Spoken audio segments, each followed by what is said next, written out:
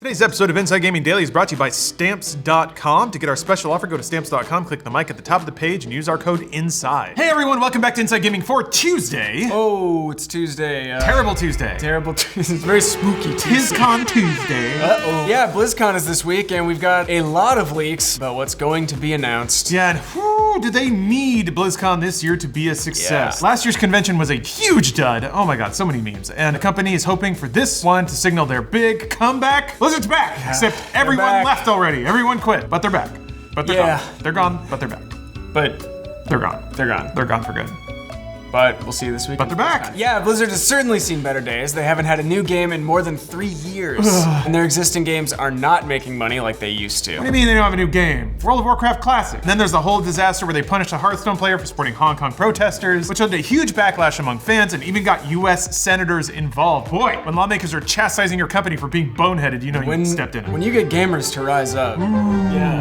Gamers can move the world. With its annual convention set to kick off Friday, Blizzard has a chance to right the ship and get the focus back to their games. And it sounds like they're gonna bust out the big guns, so let's dig in and shoot those big guns. Clack, clack, bang. So what are we starting with? Yeah, so the big new game that's rumored to be announced is a sequel to Overwatch, which is the wildly popular 2016 hero shooter, spawn of many memes itself and many DeviantArt fan compilations, but that's gonna be the big one. Yeah, the rumor's been out there for a while, but ESPN leaked a training document for the new game. It shows the Overwatch logo with a small orange 2 on the side. If we zoom in, enhance, decode, and decrypt, it implies that we're looking at Overwatch 2.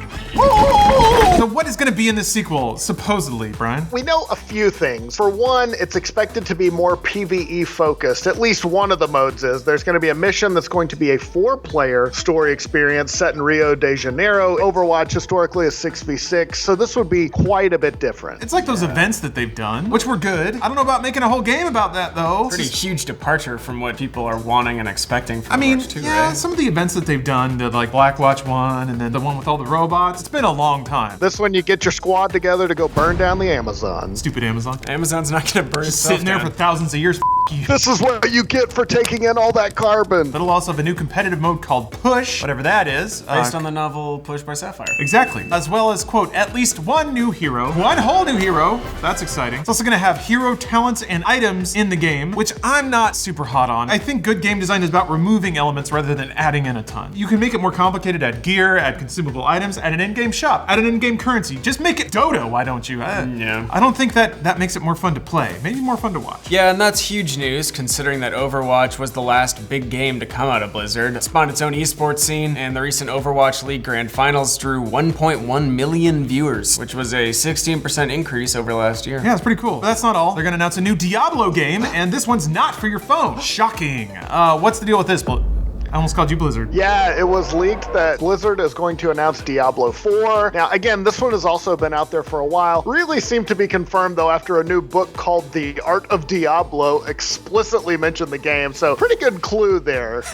Oh boy, it's a tight ship over at Blizzard. Yeah. After like last year, they basically said, yeah, we're working on other Diablo stuff. Please don't hate us. And they basically ticked off everything that they did announce. They just didn't say anything about Diablo 4, which is kind of an announcement via omission. Did Whatever. they think that Immortals is gonna carry the entire convention, really? Apparently. They didn't have anything else to show. I don't know if it's a question of thinking. I think they just had nothing else to announce. What they should have done last year, Diablo Immortal, and then just a 4. Let people buzz a little bit instead of shoving a cucumber up your ass and wondering why people are so mad. Yeah. Hey, if there's anything that can save Blizzard right now, it might be Diablo, because Diablo is a way huger franchise than people give it credit for. Diablo 3 came out way back in 2012, so it has been a long wait. But that's not all the Diablo announcements that are gonna happen. Kotaku also reported that Blizzard is expected to announce a remake of Diablo 2 as well. You've seen Blizzard remaster a lot of stuff recently, right, Brian? Yeah, there was OG STARCRAFT got remastered, and of course, a few months back, World of Warcraft Classic. They're at the point where they're releasing like greatest hits albums. There's also an expansion for World of Warcraft called Shadowlands in the works. Twitter user Weak Auras posted a leak of what looks like a Blizzard store graphic that showed off Volvar, the new Lich King. We don't know any details about the expansion yet, but in WoW lore, the Shadowlands are a place where your soul goes after you die.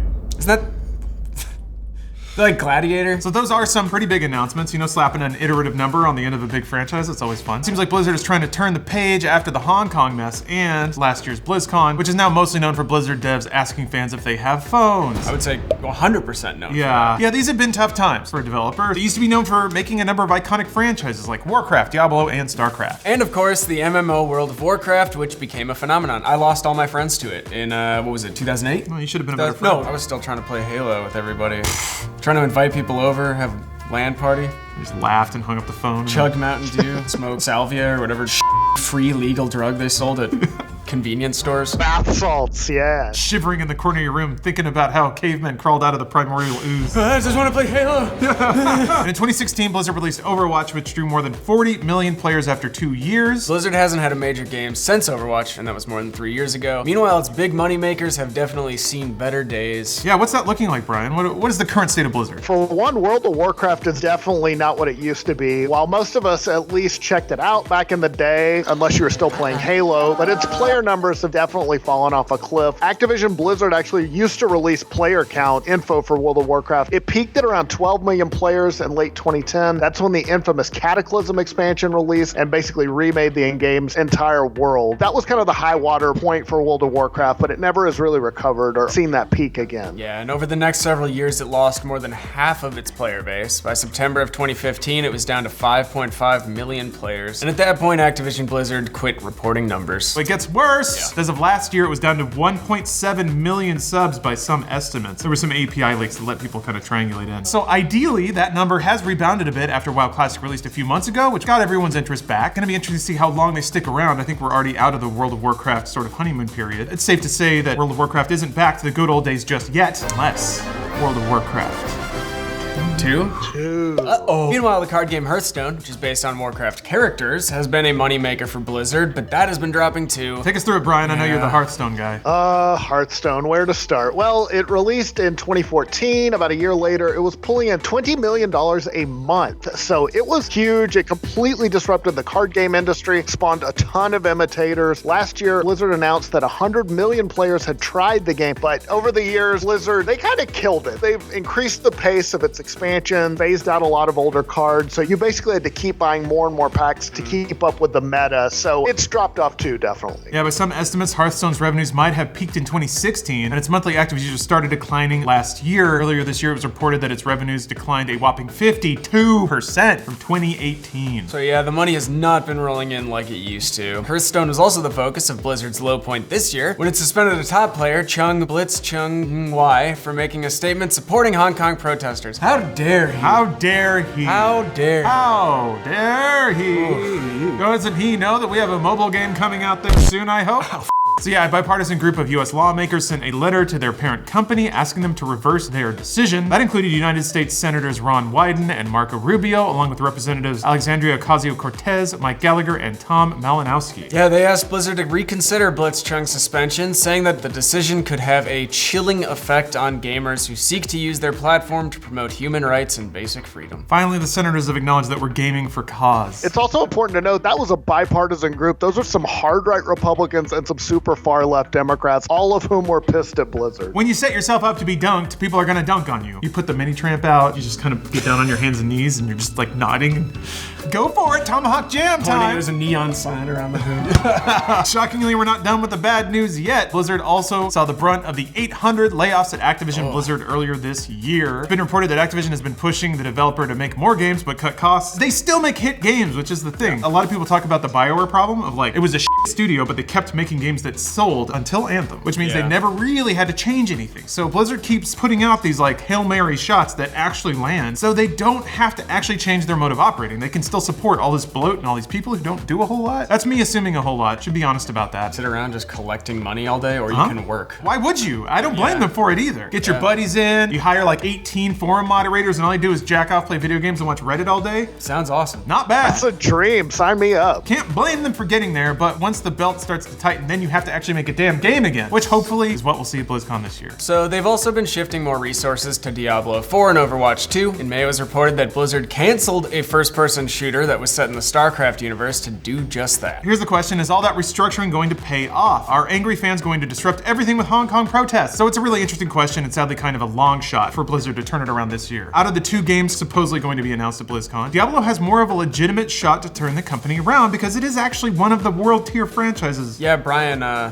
say something about that. Yeah, man, Diablo 3 ranked as the 15th best-selling game of all time, according to Wikipedia. It's like the Wii Sports of Blizzard games. But yeah, it's one of those super powerhouse franchises up there with Minecraft or GTA that most people kind of overlook. You don't think of Diablo as selling that well, but it really does. Yeah, Diablo 3 even had a trash launch, you can remember. If Diablo 4 is well made and launches without a problem, it could really bring a load of money back into the company. Overwatch 2 is harder to predict based on past performance. As we said previously, Overwatch 1 apparently got up to 40 million registered users, but it's not listed at all on the top selling games on Wikipedia. Yeah, granted, that probably means the top selling list is incomplete or incorrect. Getting accurate sales numbers for games is next to impossible these days unless a company just says it, which sometimes happens if the numbers are high enough. But at the same time, Overwatch has run free weekends for the game in the past, so it's hard to tell how much of the 40 million number they're throwing at actually bought the game and how many people just tried it for one free weekend. Yeah, maybe the goal is more to goose Overwatch League numbers and have that whole outfit generate the kinds of revenues Activision Blizzard was hoping for. Yeah, it could be. The big problem here is that we don't know when either of these games are going to come out. That's the thing to think about. So presumably we'll know when they announce at BlizzCon. I think Blizzard's future is going to ride on whether or not Diablo 4 can hit 2020. If Diablo 4 lands in 2020 and Overwatch 2 hits in 2021, that would pave over a real hole in Activision Blizzard's release calendar. And if they're hitting later than that, it certainly implies that Blizzard needs to announce games well before they're on deck to release, simply because they have to make up a ton of goodwill with their audience. Yeah, but the audience is still showing up, right, Brian? Yeah, they're still there. BlizzCon has actually been growing as an event. So in 2015, just by comparison's sake, it drew 25,000 attendees. Last year's was up to more than 40,000. So that's a sizable event. That's a good crowd to get your message out to. Those are some hardcore fans. They're going to get the word out. People will be tweeting about it. So they've got a platform there to announce games on. There are going to be a lot of eyeballs on BlizzCon this year in particular to see if they fall down on their face on stage, and then their pants fall down, and their butts hanging out, and then they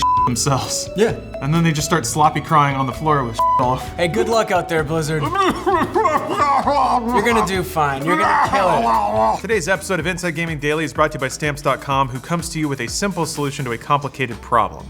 The holidays are coming up. We're gonna have to ship a lot of stuff, but how are we going to be on our phones shitposting about Blizzard all day if we're waiting in line at the post office or trying to drive to the post office?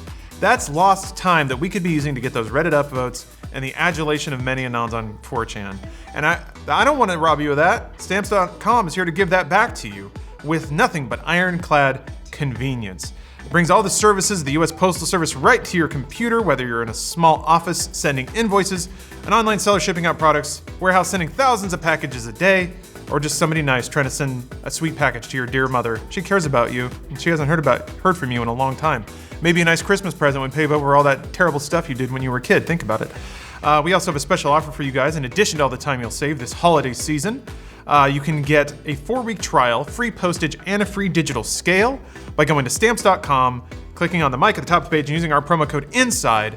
Once more, that's Stamps.com, mic at the top, code INSIDE, for a 4-week free trial, free postage, and a free digital scale. So thank you for enabling us to dunk on multi-million-dollar corporations all day. Stamps.com, you're the true hero, and you're the true hero viewer for supporting our sponsors. Oh yeah, back in 2014 during another round of protests in Hong Kong over the that threw me off so hard that it said Hong Kong. It does say Hong Kong. Sometimes when you hong into the abyss hongs back. Back in 2014 during another round of protests in Hong Kong over the region's electoral system, Lee named his deck Umbrella Revolution.